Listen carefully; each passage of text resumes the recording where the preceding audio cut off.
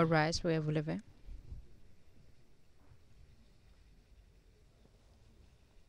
The International Criminal Court is now in session. La danse à la Cour pénale internationale est ouverte. Please be seated. Veuillez vous asseoir.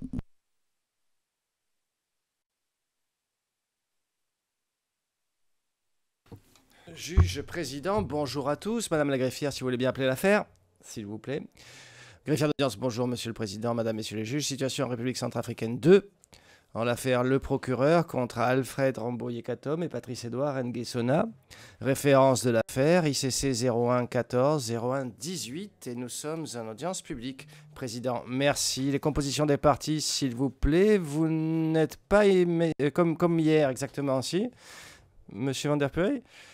Monsieur Van der Puy, c'est exact, monsieur le président. Bonjour à tous. Bonjour messieurs les juges, madame les juges. Aujourd'hui, Thomas Hoyer, Lorenzo Canonico, Assim Mosfa, Pierre Bielbenoit-Avic, madame Berbenikova, Lucio Garcia, Olivier Streven et moi-même. Rebonjour.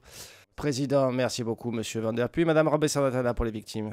Bonjour Monsieur le Président, bonjour Madame et Messieurs de la Chambre, bonjour tout le monde. Nous sommes dans la même composition qu'hier, Madame Paulina Messida et moi-même, Elisabeth Rabé-Sandra Tana.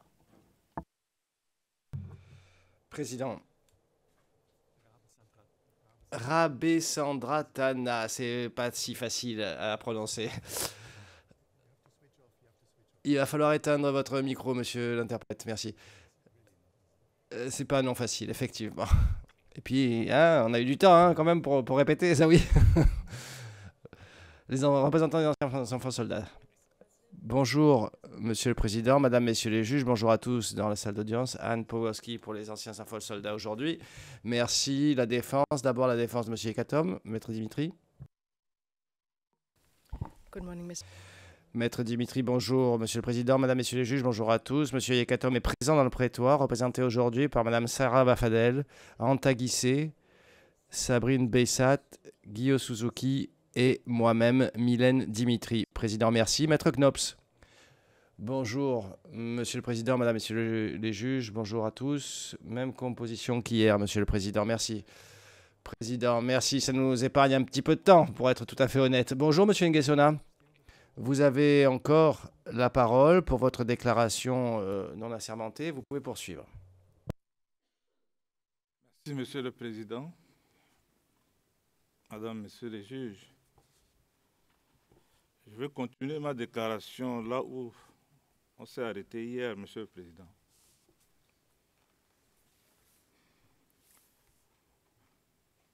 Une fois à Bangui, je voulais parler de Madame Sama Panza.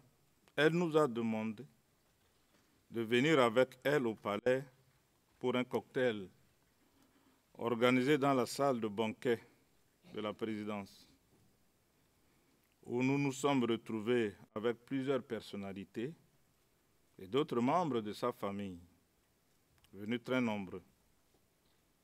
Pendant cette festivité, une personne de la présidence est venue me remettre une enveloppe contenant une somme de 1 million de francs CFA. J'ai pris l'argent sans pour autant poser des questions, parce que je sais, ça vient de la présidente. Si ce sont 10 câbles qui me l'a donné, Monsieur Mabingi, je n'ai pas vu s'il y a aussi d'autres personnes comme Dafan, Sayo et d'autres qui étaient avec nous dans l'avion. Cet argent a été utilisé afin d'implémenter les accords de Brazzaville. Pour faire le travail sur le terrain de sensibilisation, conformément à ce qui a été dit dans l'accord. Après les accords signés à Brazzaville, j'ai pris la décision d'envoyer les leaders des résistants anti-Balaka aux réunions qui touchent à leurs revendications, parce qu'ils sont bien placés pour dire ce qu'ils veulent exactement pour leurs éléments sur le terrain. Pour moi, Monsieur le Président, j'ai seulement accepté d'être dans le comité de suivi de l'accord.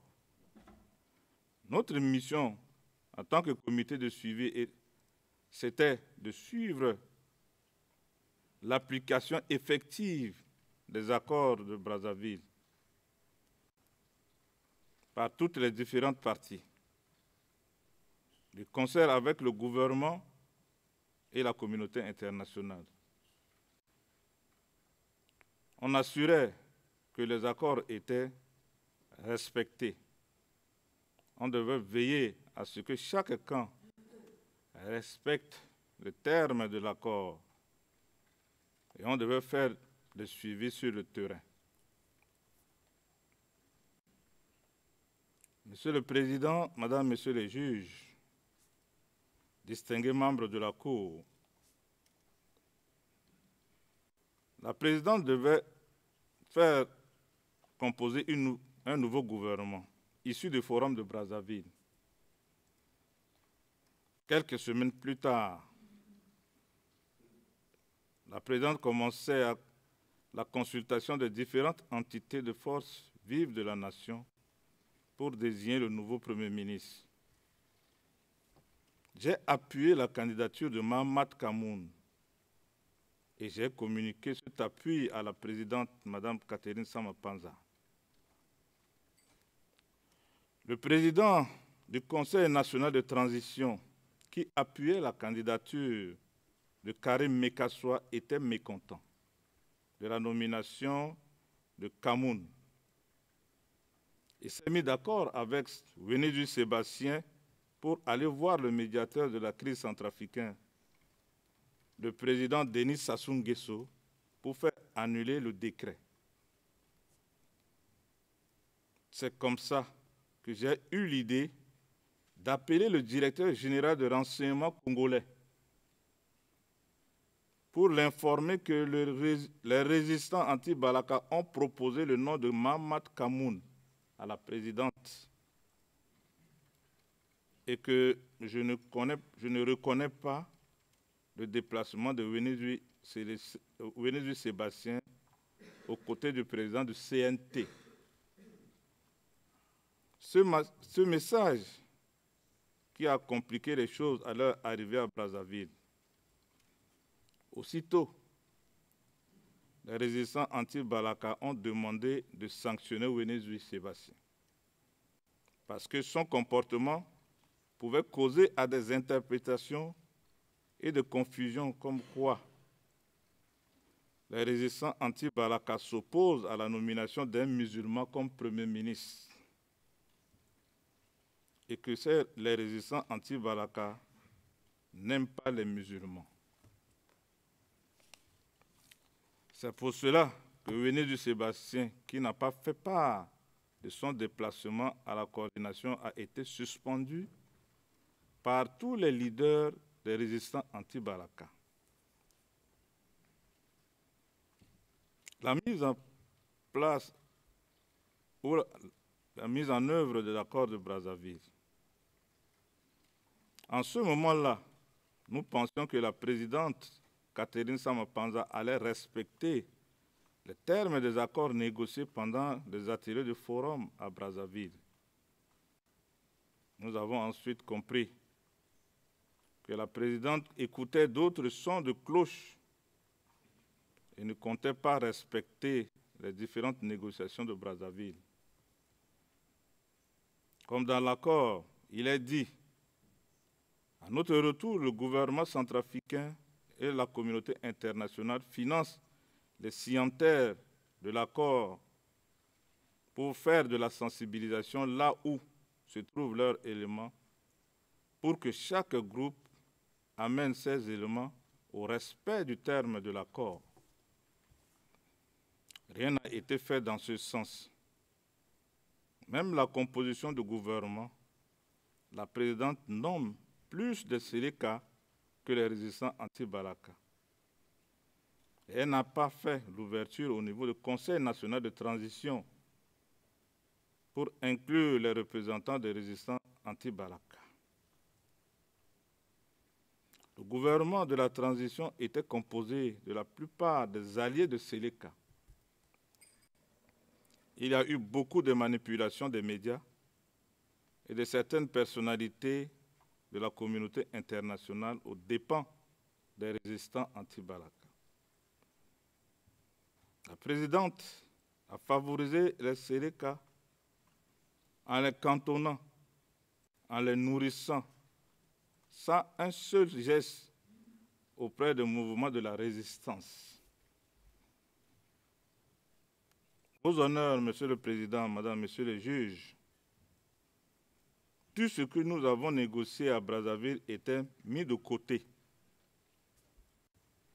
J'ai pris le temps de tenir une réunion avec les leaders des résistants anti-Balaka pour réfléchir sur ce qu'on peut faire, comme ni le gouvernement, ni la communauté internationale nous fait signe pour procéder à la sensibilisation des éléments des résistants anti-Balaka. Nous avons décidé d'écrire au gouvernement et à la communauté internationale avec un budget détaillé pour nous permettre de mener des actions sur le terrain. Mais toutes nos demandes sont restées lettres mortes jusqu'à la fin. Monsieur le Président, Madame, Messieurs les juges, les actions menées sur le terrain pour la paix. J'ai pris sur moi, Monsieur le Président, l'initiative de sortir mon argent pour envoyer les leaders des résistants anti-Balaka pour aller sur le terrain et faire la sensibilisation auprès de leurs éléments. Moi-même, je suis allé sur la route de Mbaïki. Ensemble, nous avons sensibilisé PK9, Sekia et Kapou. Nous sommes entretenus avec la Sangaris après pont PK9 pour leur expliquer la nécessité de la sensibilisation et la mise en œuvre de l'accord de Brazzaville. J'ai envoyé d'autres leaders sur la route de Bouali et sur la route de Damara. Ceux que j'avais envoyés pour le travail de la sensibilisation ont eu des problèmes avec les forces sangaris qui ont opposé la réticence jusqu'à les arrêter. Et je ne comprends pas pourquoi nous voulions appliquer l'accord que nous avons signé. Je ne comprends pas pourquoi ils font obstacle au travail qui a pour but l'application de l'accord de paix. Je me rappelle que c'était au mois de septembre 2014. La présidente était au siège des Nations Unies à New York. J'ai cherché à entrer en contact avec elle pour qu'en son retour, elle puisse trouver une solution pour apaiser la tension qui régnait après l'arrestation des leaders injustement arrêtés. Mais elle ne m'a pas décroché. J'ai essayé d'appeler le président du Conseil national de transition, Alexandre Ferdinand Guindé. Lui aussi, il ne me décroche pas. Même le Premier ministre que nous avons appuyé ne me répond pas. Je me posais la question intérieurement. Qu'est-ce qui se passe? Les forces internationales ne veulent pas nous écouter, y compris les autorités du pays. Donc, il y a un problème. Comment peut-on s'opposer à une démarche pour le retour de la paix, alors que la mission de Mme Sama Panza était principalement la paix et la réconciliation, la cohésion sociale et la réconciliation entre les filles et les fils du pays? Curieusement, toutes ces entités manœuvrent contre le travail que nous initions pour le retour de la paix. Alors pourquoi sont-ils là? la question que je me pose.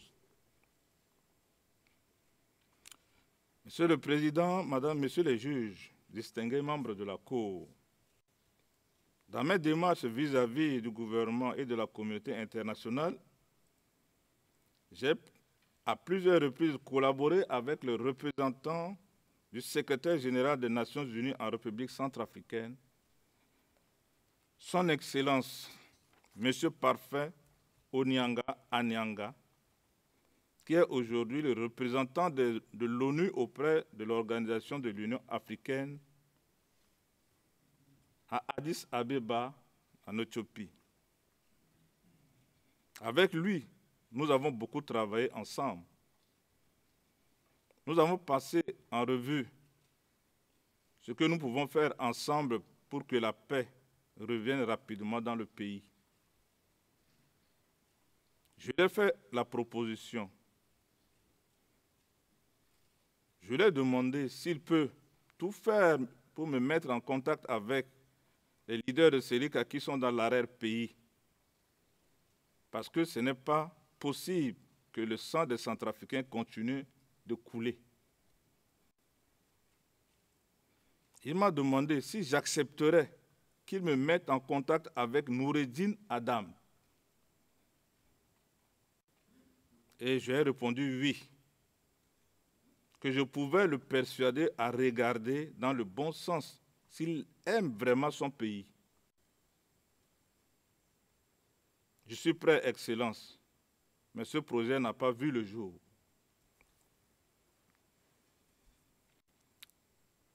Vos honneurs, Monsieur le Président, Madame, Messieurs les juges, vers novembre 2014, après son retour de New York, la présidente m'a invité à discuter. Au téléphone, elle m'a dit en sango, Itatimbi, tene akega, mais akelekere. Autrement dit en français, il y a toujours des problèmes qui arrivent, mais on peut s'attendre et arranger. Elle m'a invité dans sa maison en Garagba, non loin de la maison d'arrêt. Une fois passées les formalités et les contrôles à l'entrée, on me conduit au salon, là où j'ai vu venir du Sébastien et Gerville Samedi. Sont déjà là.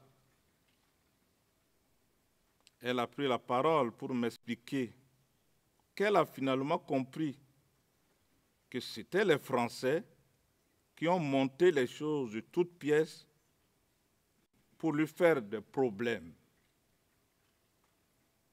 C'est là qu'elle va me faire une révélation étonnante. Je cite, que parce que il voulait qu'elle annule le contrat de recherche pétrolière que Bozézé avait signé aux Chinois, qu'ils ont voulu la faire tomber et qu'elle leur avait dit qu'elle n'avait pas la capacité de prendre de telles décisions parce qu'elle gère seulement la transition et que celui qui sera issu des élections aura tout le pouvoir qui lui sera conféré par la Constitution, pouvait le faire. Et ça, l'ambassadeur Malinas était très furieux contre elle. On était stupéfait de ceci de la présidente, qu'elle nous délivre des informations diplomatiques de très haut niveau, comme ça. Elle revient sur les événements pour me dire, Ngaïsona, c'était fini pour moi. Ce sont les Américains qui m'ont maintenu. Les Français veulent se débarrasser de moi. Je remercie les Américains qui m'ont maintenu. Elle m'a dit à 3 reprises, j'ai compris que l'événement l'avait beaucoup touché. Ce jour-là, l'ambiance est revenue entre nous et que chaque fois, elle m'envoie son conseiller politique ou elle m'appelle s'il y a un problème. Peu de temps après, c'est le Premier ministre Mahamat Kamoun qui me fait appeler dans sa villa de fonction située à l'intersection entre la perception du trésor public et la BEAC pour me demander l'appui des résistants anti-Balaka pour la sécurisation du pays. Il m'explique que c'est le vœu de la présidente qui voulait que les résistants anti-Balaka les aident à sécuriser Bangui parce que les Séléka menaçaient d'envahir une fois de plus. Je lui ai expliqué qu'à mon niveau, je n'y peux rien. S'il veut, je lui ferai venir les leaders. Il a accepté. Et j'ai appelé Gré Mangou Charles, Yvan Konaté. Le Premier ministre nous a reçus. Gré Mangou et Konaté ont expliqué qu'ils avaient besoin d'un véhicule pour suivre leur élément de peur qui s'en déborde et un peu de moyens financiers pour le café. Monsieur le Président, Madame, Messieurs les juges, le Premier ministre Mahamat Kamoun leur avait donné 5 millions de francs CFA. Et le lendemain, je n'étais pas. Le Premier ministre leur a donné de l'argent pour acheter une pick-up d'occasion. Et c'est ce que les résistants ont fait pour aider le gouvernement de Catherine Samapanza que dirige Mahamat Kamoun. Monsieur le Président, Madame, Messieurs les juges, je m'en vais maintenant vous expliquer l'idée qui m'a animé pour la création de mon parti PCUD. Il faut rappeler qu'après le retour de Brazzaville, j'ai à l'idée de créer mon parti politique où je menais des démarches pour son aboutissement. Le 29 novembre 2014, j'ai organisé une assemblée générale constitutive pour son adoption officielle dans la salle de la réunion du complexe 20 000 places à Bangui. L'Assemblée a validé le nom du parti PCUD qui dit Parti centrafricain pour l'unité et le développement. Et aussi l'adoption des textes qui régiront le parti et envoyés au ministère de l'administration du territoire pour un agrément afin que le parti mène ses activités légalement. J'ai créé le parti PCUD car j'ai une vision pour mon pays, Monsieur le Président. Je veux œuvrer pour le développement de mon pays, pour mettre fin aux crises à répétition, pour éradiquer le népotisme en haut niveau d'État et le clientélisme pour le bien de la population centrafricaine. La devise du parti est l'unité, amour et travail. Quand je parle de l'unité, je veux dire que les Centrafricains est un peuple uni et indivisible.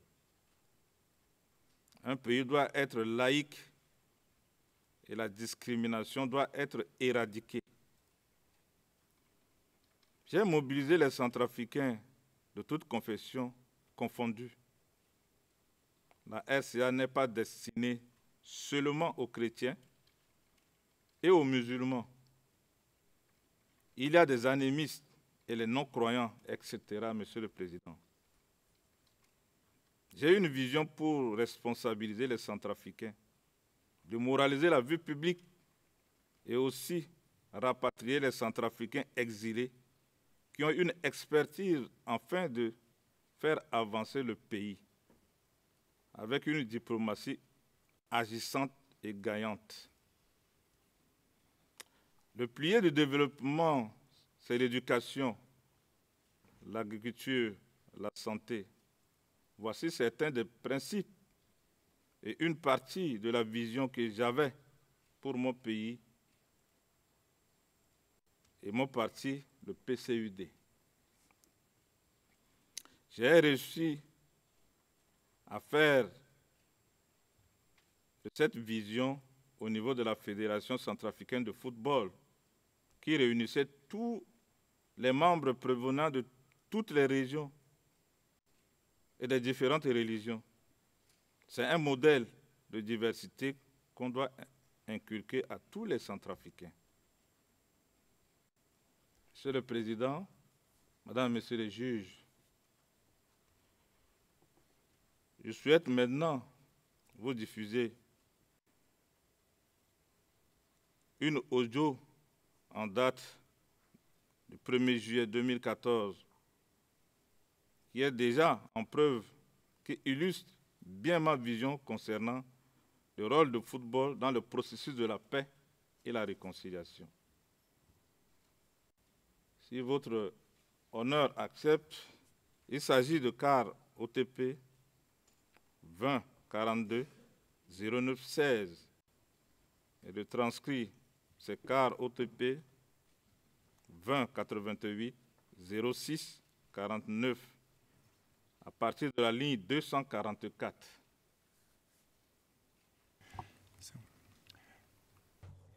Président, aucun problème. Quand nous serons prêts, nous pouvons diffuser. Merci. Est-ce que nous disposons d'interprétation également? Messieurs les interprètes, êtes-vous prêts à traduire? Très bien. Parfait. Alors on peut y aller.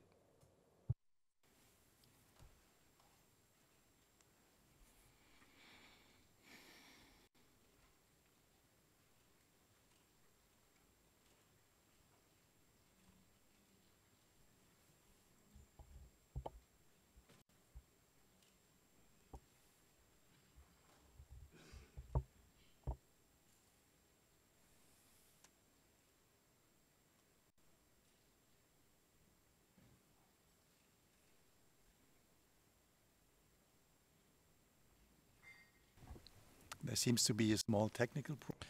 Président, il semble qu'il y ait un petit problème technique.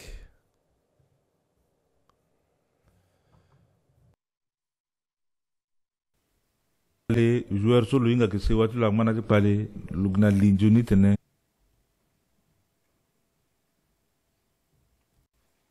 Can we please start it? Président, est-ce qu'on peut recommencer dès le début, s'il vous plaît, pour qu'on puisse suivre dans son intégralité le document, mais apparemment ça marche maintenant.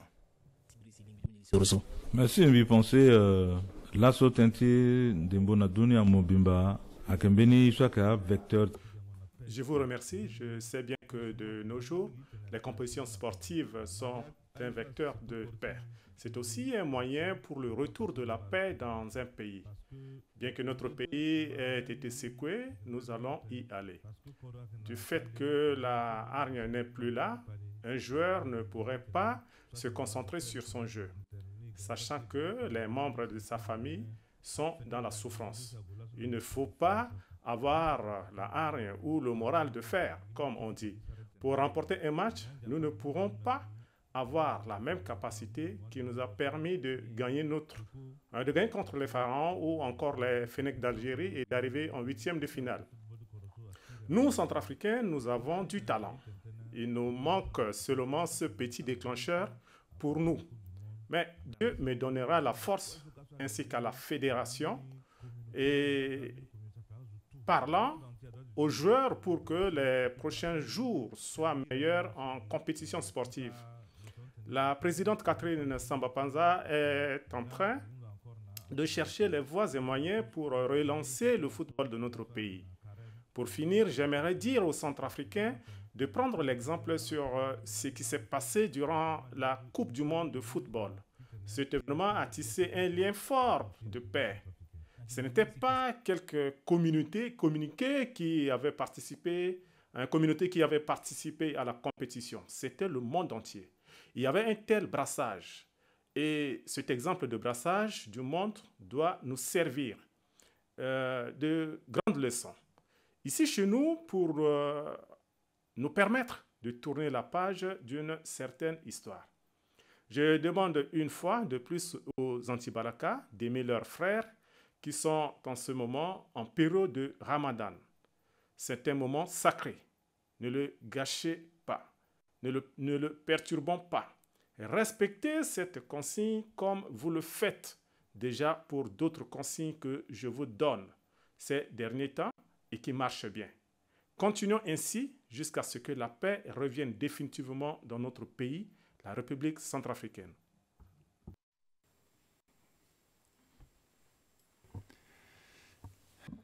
Le juge président, je vous remercie. Les interprètes ont terminé. Vous pouvez reprendre, Monsieur Ngaïsona. Merci, Monsieur le Président. Mes actions pendant la période où je suis rentré dans mon pays.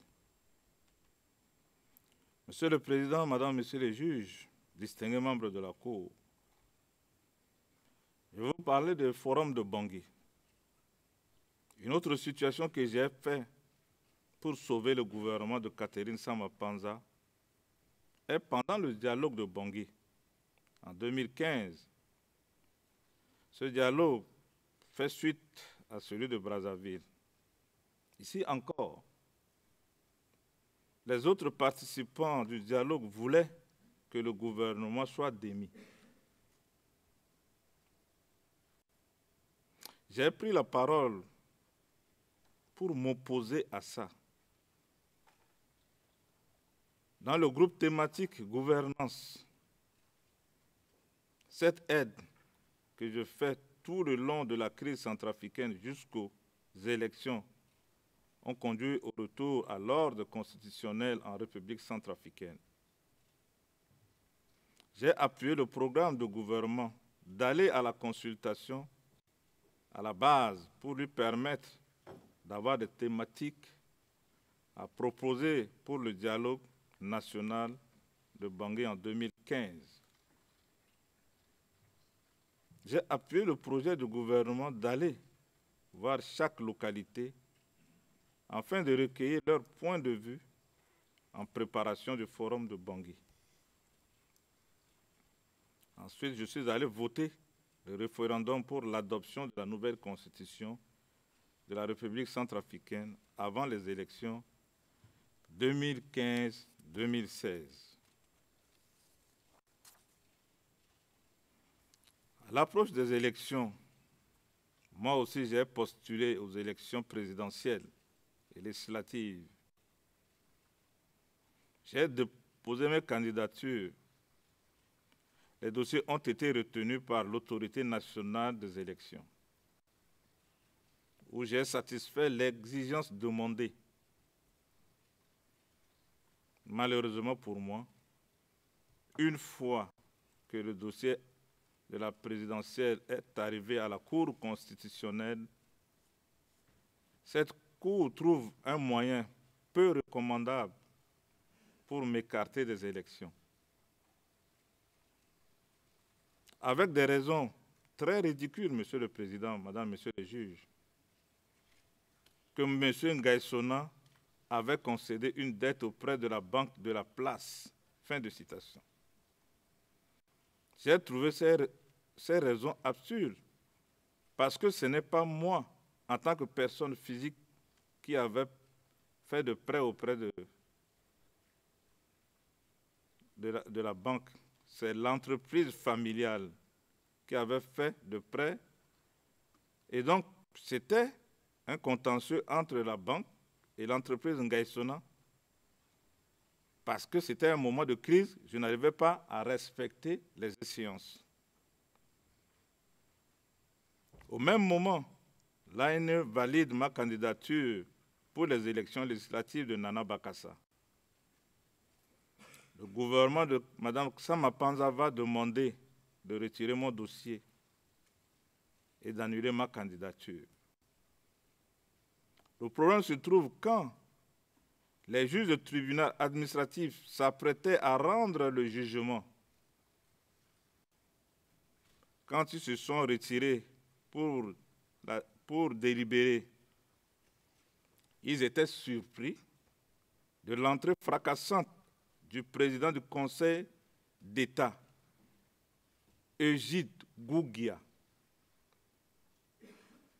qui va livrer le message de la présidence en disant que la présidente vous ordonne l'annulation pure et simple de la candidature législative de M. Ngaïsona. Fin de citation. Certains juges énervés immédiatement quittent la salle de la délibération. Le magistrat tel que Alexandre Dédé et commençait à crier. Tous les gens qui étaient là pour attendre la délibération ont tous écouté. Aussi mon avocat et mes représentants sont tous là présents, monsieur le juge, qui ont suivi de bout en bout les opérations. Les magistrats étaient surpris de voir quelqu'un s'introduire sur eux. La présidente de la Cour, Mme Nadina Pingama, n'était pas de bonne humeur quand elle a rendu la décision parce qu'on lui avait intimé l'ordre de piétiner le droit. Pendant cette période, mes partisans ont manifesté. Mais j'ai fait un appel au calme et à ne pas tomber dans le piège des autorités qui veulent créer la crise pour prolonger leur transition.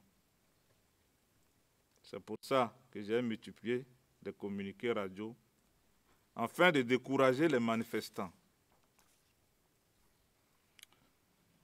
Pendant les élections 2015-2016 et après l'invalidation de ma candidature à toutes les élections présidentielles et législatives, j'ai opté pour soutenir la candidature de M. Touadéra à l'époque. Après une réunion très discutée avec mon staff, nous avons unanimement porté notre choix sur la candidature de Touadéra. Pourquoi j'ai fait ce choix? J'ai pris cette décision parce que pendant ce temps-là, Bozizé avait fait une déclaration pour demander à son parti KNK de soutenir la candidature de M. Dolégué Anissé. Georges, je ne partageais pas la même vision que le parti KNK en ce moment-là. Touadéra m'avait demandé de l'aider et d'appuyer sa candidature. Il m'a invité à le voir et donc je suis allé chez lui avec Mokwem Jacob Bionli. Il nous attendait et donc, dès notre arrivée, il me dit « Mon frère, je voulais te voir pour te demander de m'aider dans ma campagne de deuxième tour parce que je n'ai pas les moyens.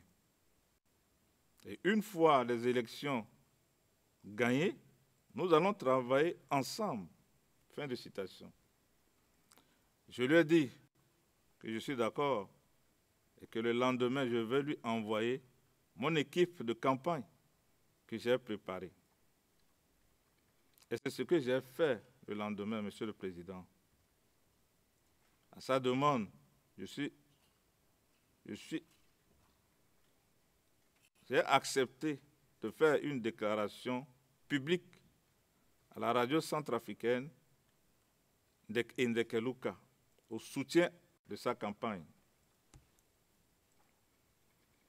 J'ai vraiment aidé Touadéra à gagner les élections présidentielles, Monsieur le Président, parce qu'il n'avait pas les moyens. J'ai beaucoup dépensé pour appuyer sa campagne, incluant l'achat de supports de campagne, tels que les t-shirts, les écharpes, des casquettes, des parapluies, des banderoles, des effigies, entre autres. Ce support de campagne lui ont permis d'aller faire une bonne campagne Quand l'autre candidat avait fait venir le musicien congolais pour sa campagne, moi j'ai regroupé tous les musiciens centrafricains que j'ai mis à leur disposition un gros véhicule avec plateau pour prendre contre-pied du musicien congolais. Ça a joué beaucoup pendant les élections, Monsieur le Président. Entre autres, au premier tour des élections dans l'Ouam, Dolégué avait fait un score fort et Touadéra n'avait rien.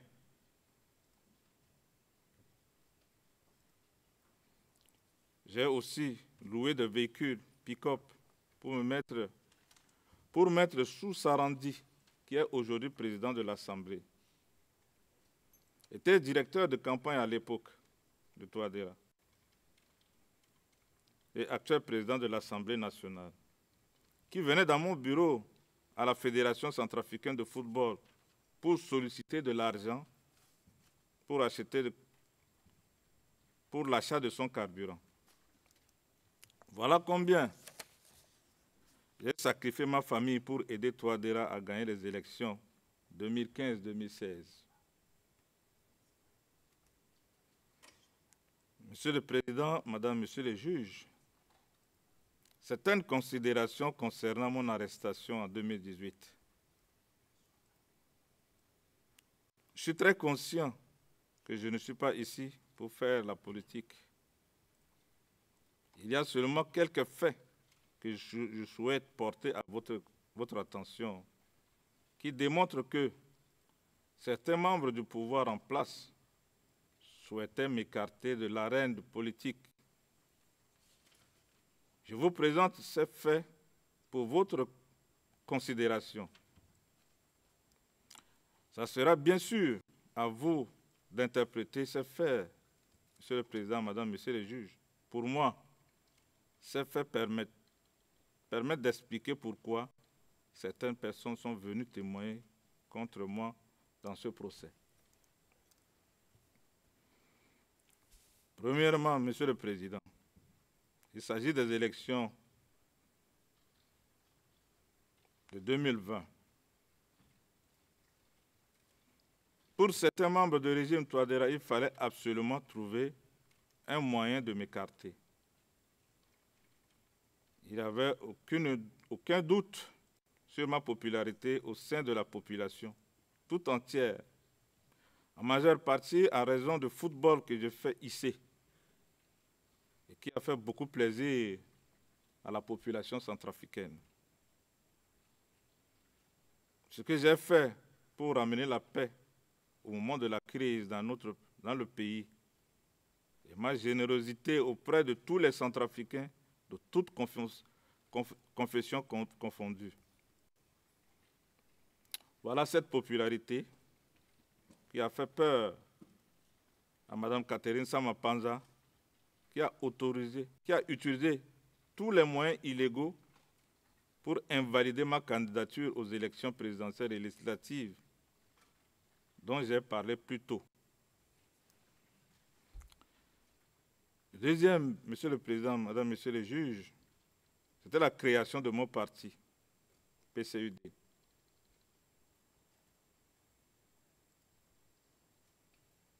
A été reçu comme une menace de la part de certains politiciens. Le président Touadéra souhaitait que je fasse partie de militants de son parti MCU, qui était un projet. J'ai répondu que j'ai créé mon parti politique depuis 2014 et le dossier suit son cours et donc je ne peux aller dans d'autres partis. Mais que je serai toujours son allié pour travailler avec lui. Et en novembre 2017, quand l'agrément du PCUD a été signé et que j'ai organisé les membres de mon parti pour défiler à la fête nationale du 1er décembre 2017, ça a créé de colère parmi les hauts dirigeants du MCU. Le président Touadéra a influencé le ministre Jean-Serge Bokassa en lui demandant de refuser de signer mon dossier d'agrément du parti PCUD. Ce que le ministre a refusé de faire, car il n'y avait aucune raison légale de le rejeter. C'est le ministre Bokassa lui-même qui va m'expliquer cela dans mon bureau à la Fédération de football. C'est une des raisons qui a énervé Touadéra et l'a poussé à enlever Jean-Serge Bokassa de son gouvernement. Troisième raison, il y a la position ferme que j'ai prise contre la destitution du président de l'Assemblée. À l'époque, très honorable Karim Mekassoua. J'ai été approché par le vice-président de l'Assemblée, à l'époque, M. Symphorien Mapenzi, pour un accord politique avec mes députés pour la destitution du président de l'Assemblée, très honorable Karim Mekassoua. Immédiatement, je lui ai présenté mon inquiétude. Je lui demande quelles sont les raisons pour le destituer et pourquoi ne pas laisser terminer son mandat. C'était le président qui l'avait proposé pour qu'il soit élu par ses pairs. Pourquoi ce changement soudain? Il m'explique que Karim Mekassoua mettait des bâtons dans la roue du président de la République, que souvent il freine les initiatives du président. Pour cette raison, le président a décidé de le destituer. Et donc, il est venu me voir pour que je parle à mes députés d'adhérer et accepter la destitution du député Karim Mekassoua. Je l'ai dit, mais ça c'est un problème. Il est musulman, ça cadre bien la géopolitique. Alors vous voulez le destituer pour mettre qui à sa place? Il me répond que ce n'est pas encore décidé. Il est parti. Le lendemain, 2 députés sont venus me voir au bureau à la Fédération. Il s'agit de Aurélien Simplice Zingas, actuel ministre d'État de l'Éducation, et honorable Misédio, de la part du président Karim Mekassoua. Ils m'ont expliqué en détail les raisons pour lesquelles le président de la République ne veut pas voir continuer à faire obstacle sur ces plans de bradage des sous-sols aux Russes de Wagner, qui étaient déjà en activité non officielle dans le pays. Voilà pourquoi ils pensent que le président Karim Mekassoua est un grand obstacle pour lui, qu'il fallait par tous les moyens le faire destituer. Quelques jours plus tard, c'est le président de l'Assemblée, très honorable Karim Mekassoua, qui m'appelle. Il me demande de venir le voir dans son bureau à l'Assemblée nationale. Il m'explique que Touadéra et certains Russes s'arrangent avec les Français pour ton arrestation si jamais tu dois aller en France pour voir ta famille et me transférer à la CPI. Je lui ai dit pour quelle raison. Il me dit, est-ce que tu sais que Touadéra est très rancunier? Il dit que je suis au courant que tu as refusé de faire son sale boulot et qu'il t'en veut à mort. Mais ici, à Bangui, il craint la réaction de la jeunesse, raison pour laquelle il est en train d'arranger avec les Français via les Russes pour que tu sois arrêté là-bas. J'ai pris la décision ce jour-là de demander à mes députés de ne pas soutenir le plan de destitution mis en place par le parti MCU et Touadéra. Monsieur le Président, Madame, Messieurs les juges, À l'époque, j'ai constaté l'insistance des rumeurs concernant mon arrestation.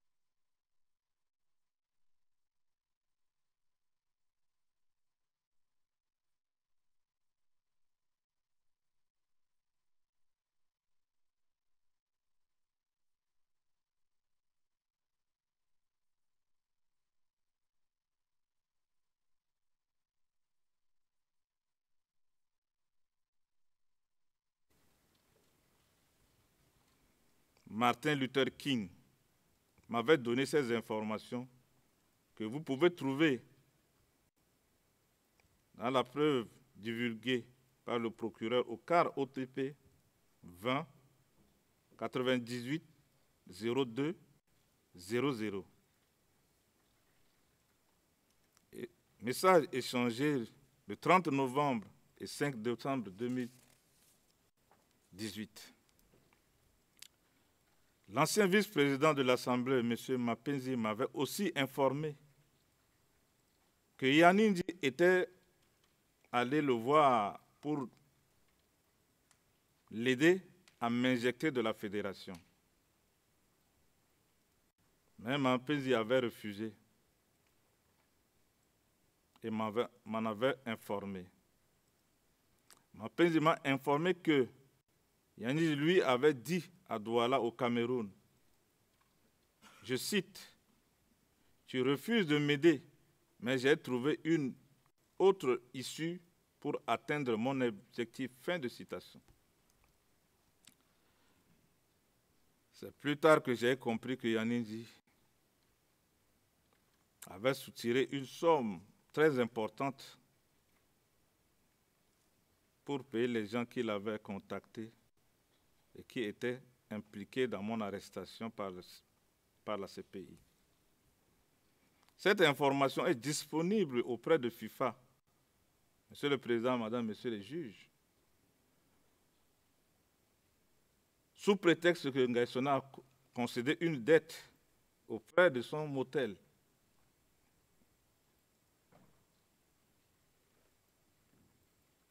Le P4197 m'alertait aussi concernant mon vice-président de la Fédération, Célestin Yanindi, et son implication dans mon arrestation.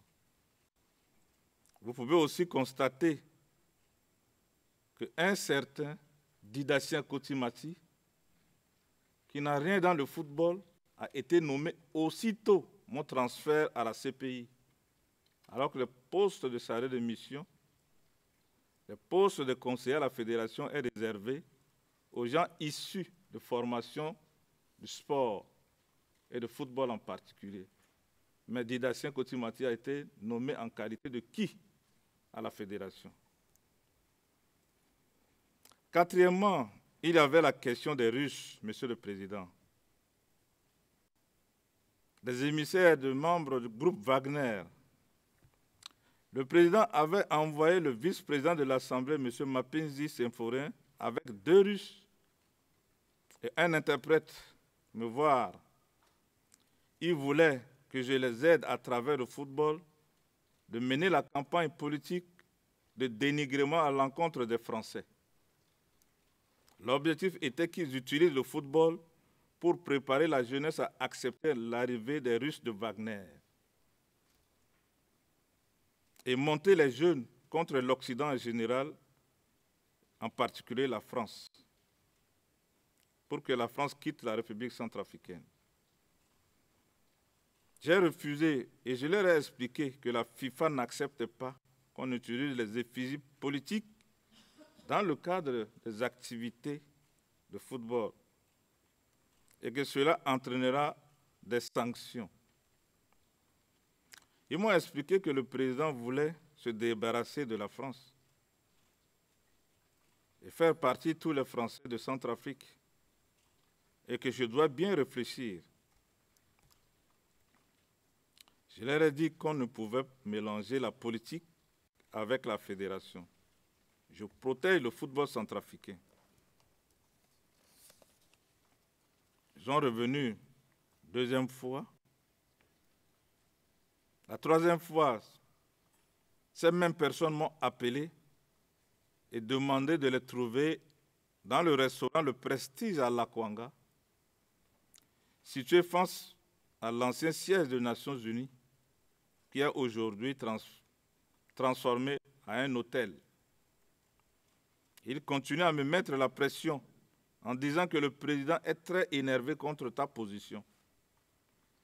Qu'ils sont venus me demander de changer mon attitude parce que le président compte sur moi. Je leur ai dit, je n'ai jamais refusé de travailler pour le président, mais que le président doit comprendre. Un des 2 Russes s'énerve, je sens. Il dit, avec lui ou sans lui, on fera le travail. J'ai demandé à l'interprète de m'expliquer sa réaction. L'interprète me dit ce que je viens de vous dire. Mais la réaction du vice-président de l'Assemblée m'inquiétait. Il a dit de toutes les manières, les Français vont quitter ce pays. Il me demande de manger avec eux, j'ai refusé. Sans tarder, Monsieur le Président, Madame, Monsieur le juge, j'ai appelé l'attaché de défense de l'ambassade de France à Bangui, le colonel Dépy, pour lui expliquer ce que les Russes sont en train de préparer. Mais il n'a pas tenu compte des informations que je lui ai données. Il me dit qu'il était occupé avec l'arrivée de la ministre de la Défense française.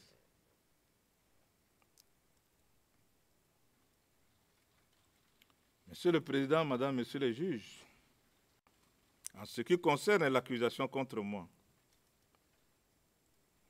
depuis mon arrestation suite à un mandat d'arrêt international délivré par la CPI,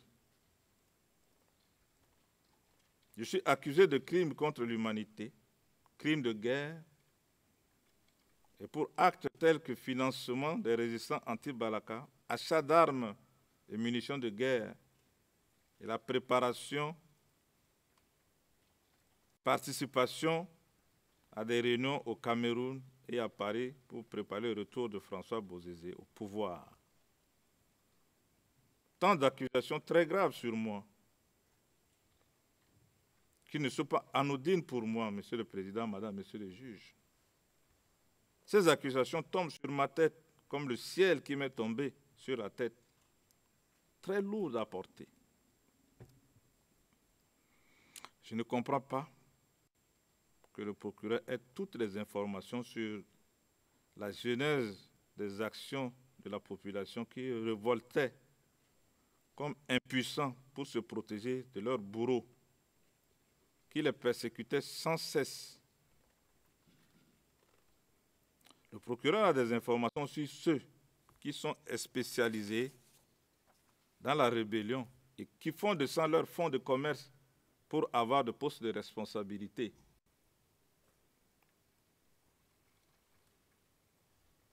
Le nom des Anti-Balaka découle de la pratique ancestrale qui explique qu'ils seront protégés par cette pratique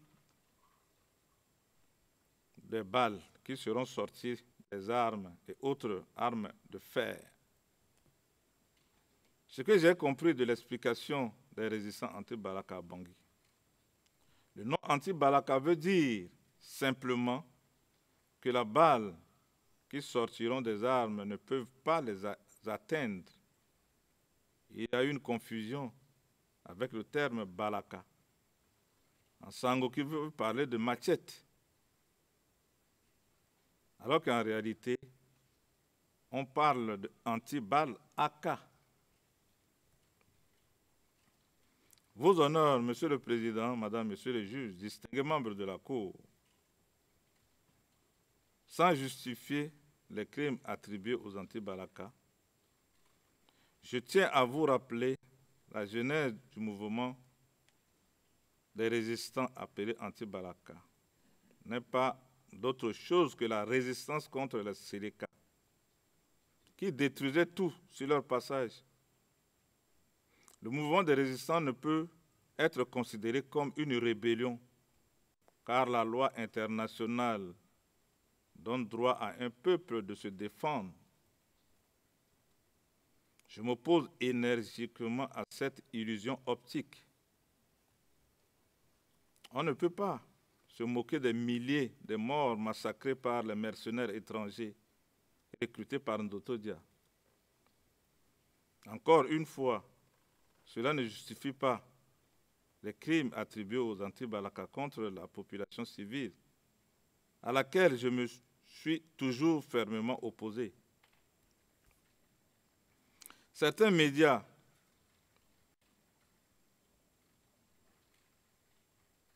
disséminaient une simplification grossière en disant qu'une personne qui a une morphologie chrétienne, automatiquement, c'est un anti-Balaka. Et si la morphologie est musulmane, c'est automatiquement un Séléka.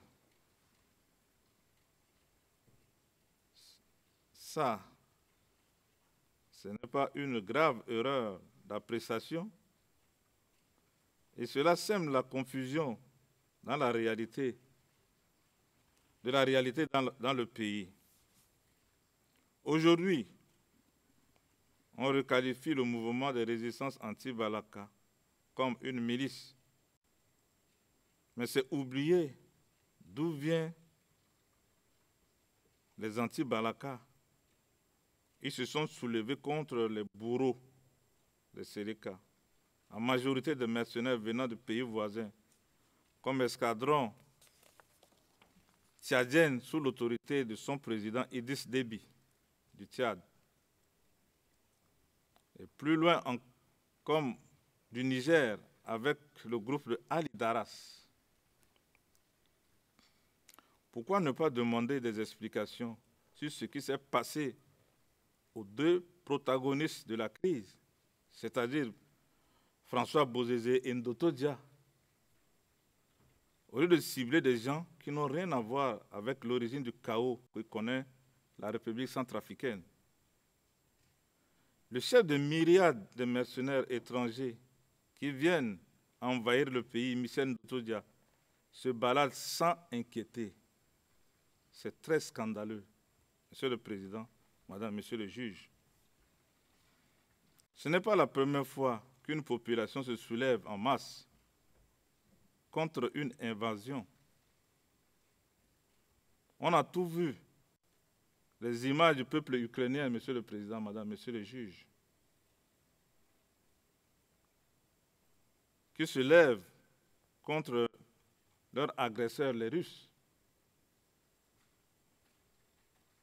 Je ne voulais pas beaucoup commenter sur ça, mais je mets quand même à votre appréciation, Monsieur le Président, Madame, Monsieur le juge. Je n'ai pas distribué d'argent à qui que ce soit pour une histoire de guerre.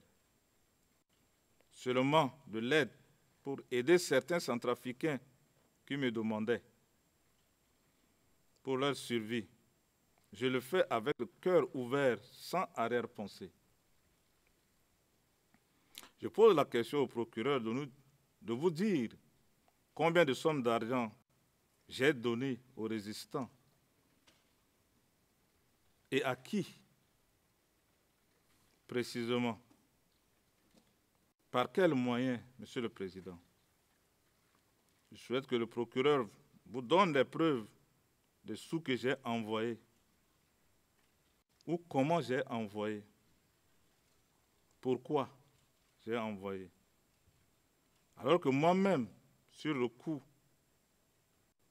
d'une énorme responsabilité de ma famille dispersée par la crise au pays, que je me bats pour leur survie. Et cela ne m'empêchait pas d'aider d'autres compatriotes que je souhaite aussi, qui souffraient aussi en exil comme moi. Vos honneurs, Monsieur le Président, Madame, Monsieur le juge, concernant l'achat d'armes et munitions, je n'ai jamais été impliqué dans quelconque achat ou trafic d'armes ou munitions. C'est dans quel magasin que j'ai acheté une seule arme, une seule munition, Monsieur le Président? Où sont les factures des armes que j'ai achetées, Monsieur le Président? Où sont les numéros des armes et de munitions que j'ai achetées, Monsieur le Président? Est-ce qu'un seul marchand d'armes a témoigné pour dire que Ngaï Sona lui avait acheté des armes ou des munitions? La réponse est évidemment non. Quelles sont les marques? Pour combien d'argent ai-je payé? À qui j'ai envoyé ces matériels militaires? Dans quel véhicule? L'immatriculation du véhicule, la couleur du véhicule, la date d'envoi. C'est très facile de m'accuser d'une chose qui à aucun moment me traverse la tête. Je n'ai jamais été impliqué dans un trafic d'armement. Qu'on vous donne son nom et où je l'ai rencontré, dans quel pays et dans quel lien, dans quel lieu m'a-t-il livré des armes et la quantité. Et à quel leader des résistants anti-Balaka j'ai remis ce matériel, dans quelle ville, quel pays, quand, à quelle heure. Je ne suis pas militaire pour penser une seconde à ça. Je trouve cela absurde parce que moi-même, je ne connais rien en armement. Que ce soit les armes ou les munitions. C'est de même valable pour les Turaya. Depuis des années que je suis ici, je n'ai pas vu ces preuves.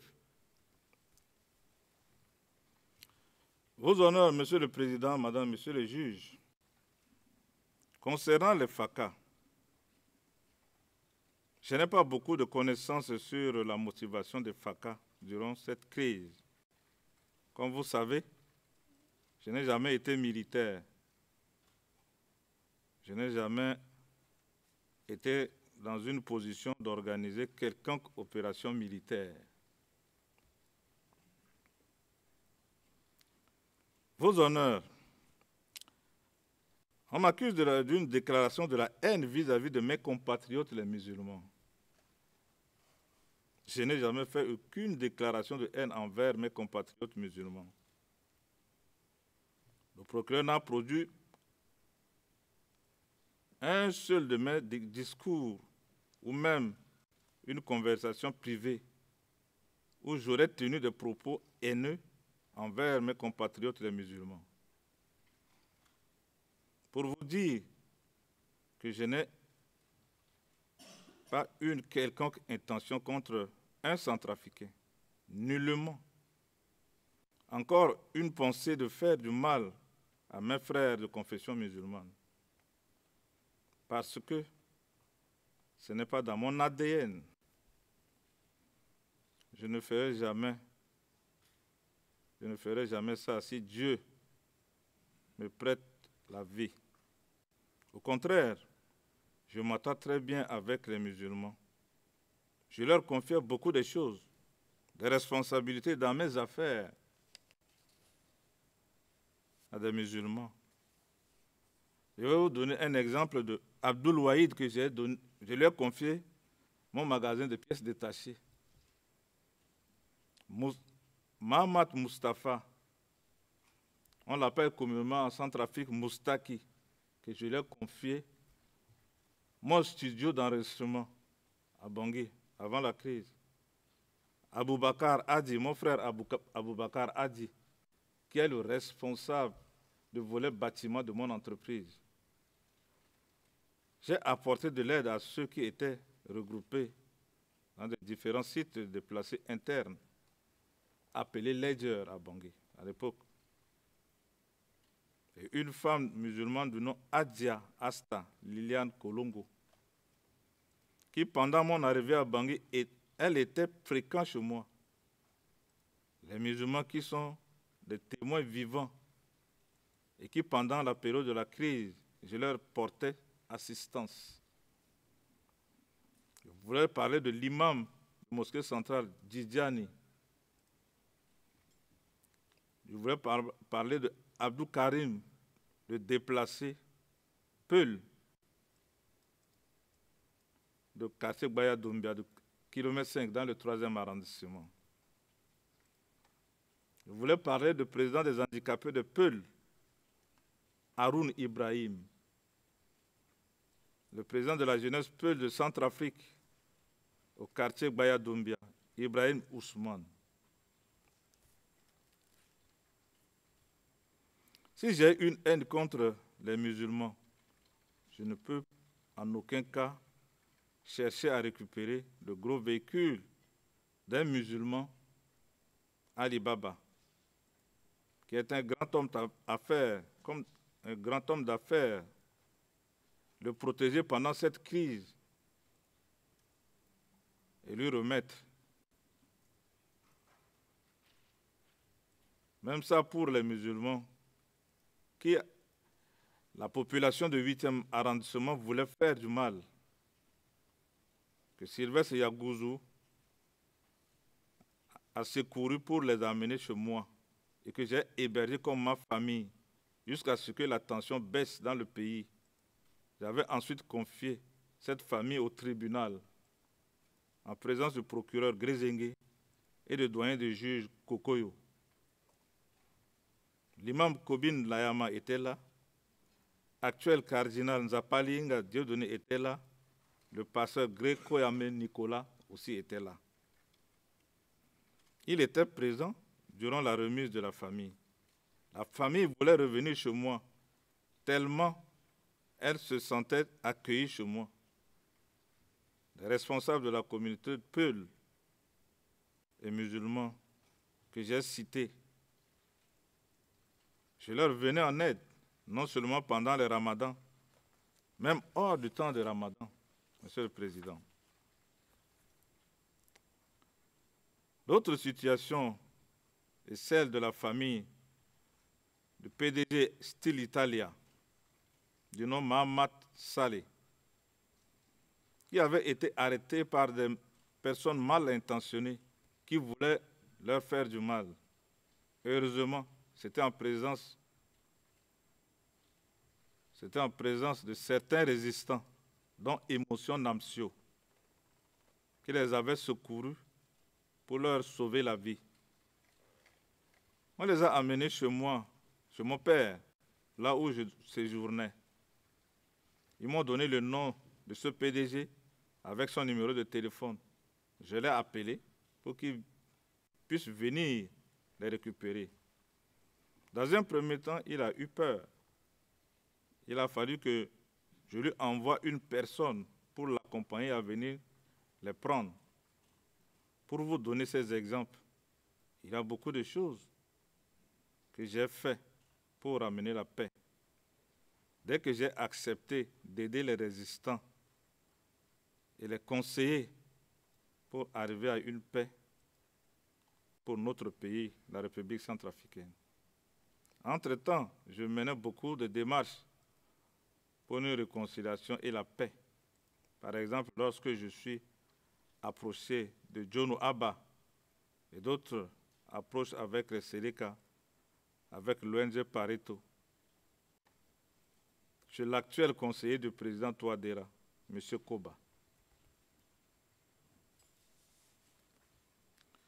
Les communiqués que l'équipe de ma défense vous montrait le plus souvent dénotent incomparablement la volonté que j'avais pour le retour de la paix en République centrafricaine.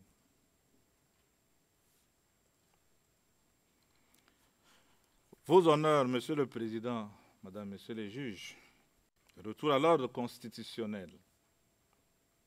L'ordre constitutionnel, pour moi, qui est un homme de la rue, c'est seulement et simplement établir un état de droit avec la Constitution de la République et non d'autre chose.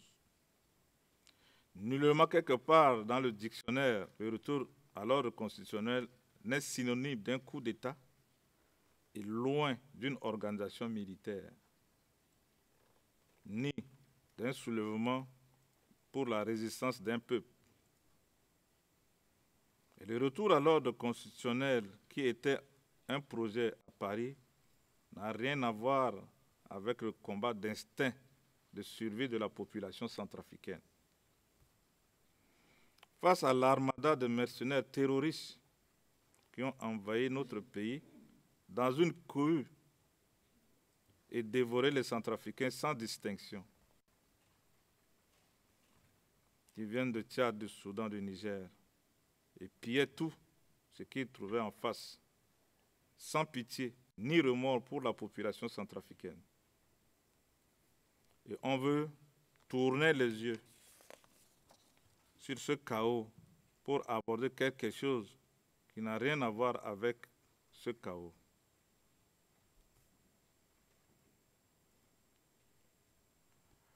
Votre honneur, Monsieur le Président, Madame, Messieurs les juges,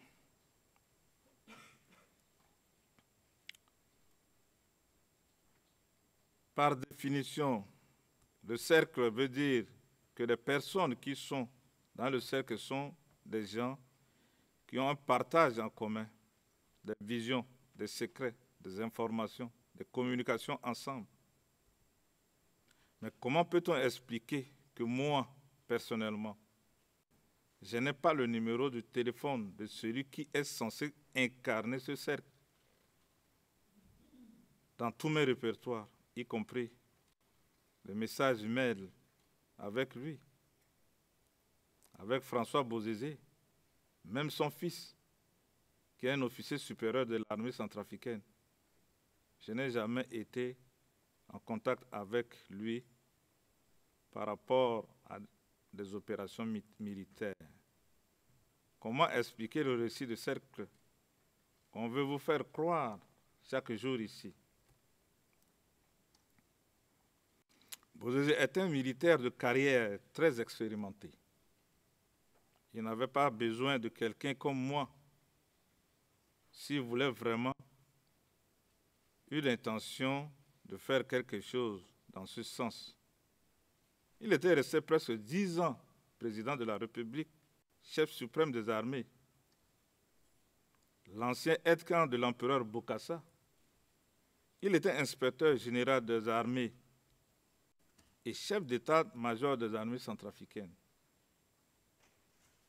Il a des frères d'armes.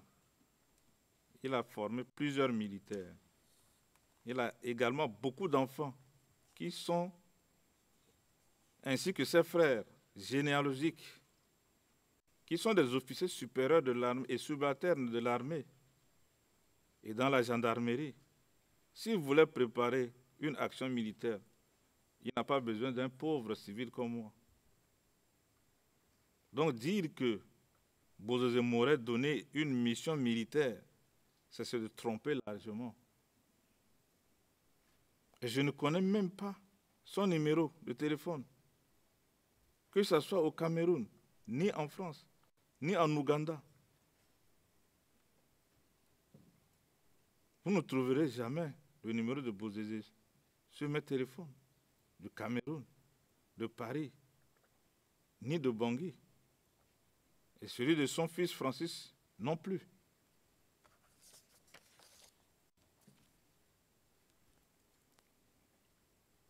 Monsieur le Président, Madame, Messieurs les juges, vous pouvez demander au procureur pour quelles raisons il n'a pas appelé certains leaders clés des anti-Balaka avec qui j'ai travaillé pour la paix au pays. Des gens comme Konaté, Yvon, Lebene, Thierry, Ingrid Mangou.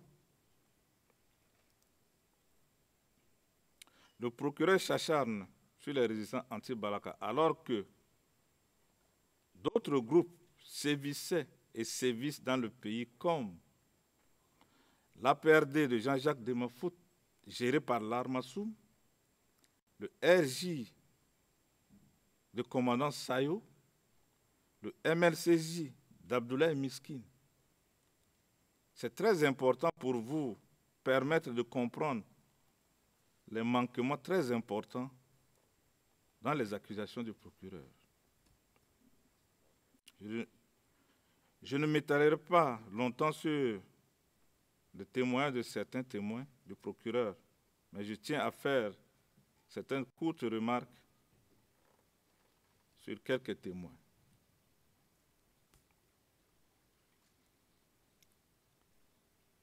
Monsieur le Président, Votre Honneur, je crois que je ne peux pas aborder ce volet-là, vu que le temps de pause est si proche. Si vous pouvez m'accorder que je termine ici. Yes. Yeah, Le juge président. En effet, je propose de lever l'audience et nous interrompre jusqu'à 11h30.